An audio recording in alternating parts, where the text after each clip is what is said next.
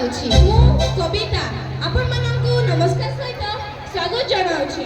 ଆଚ୍ଛା ଭଉଣୀ, ହଁ, ତୁମକୁ ପ୍ରୋଗ୍ରାମ କେମିତି ଲାଗୁଛି? ମୋତେ ଖୁବ୍ ଭଲ ଲାଗୁଛି। ମୁଁ ଆଖି ଖୋଲି ବିନା ନିଦରେ ସନ୍ଧ୍ୟା ସ୍ୱପ୍ନ ଦେଖୁଛି। କଣ କହିଲ ଭଉଣୀ? ଦିନରେ ସ୍ୱପ୍ନ? ମୁଁ କିଛି ବୁଝିପାରିଲିନି, ପୁଣି କହିଲ।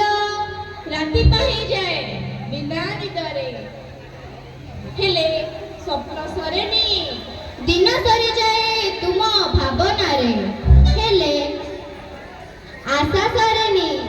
ପୂଜା ସରିଯାଏ ହେଲେ ପ୍ରାର୍ଥନା ସରେନି। ହଜାର ହଜାର ଫୁଲ ଲୋଡ଼ା ପଡ଼େ ମାଳଟି ତିଆରି ପାଇଁ।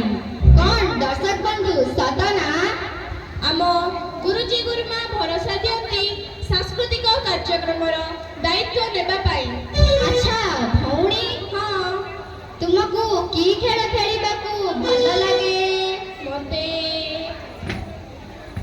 ପୁଚି ଖେଳ। ପୁଚି ଖେଳ? ହଁ, ତାହେଲେ ପୁଚିଲ ପୁଚି ତତେ ତ କଣ ହଉଛି ବା ପୁଚି ଖେଳ କହୁନୁ? ତାହେଲେ ଆଉ ଡେରି କାହିଁକି? ଆମ ତୃତୀୟ ଶ୍ରେଣୀର ଭଉଣୀମାନଙ୍କ ଦ୍ୱାରା ପୁଚିଲ ପୁଚି ନୃତ୍ୟଟି ପରିବେଷଣ କରାଯାଉ। ତାହେଲେ ପୁଚି ଖେଳ ସତରେ ଅଛି? ହଁ ଅଛି। ତାହେଲେ ସମସ୍ତଙ୍କୁ କରତାଳି ଦେଇ ସ୍ୱାଗତ ସ୍ୱାଗତ କରାଯାଉ। କରାଯାଉ।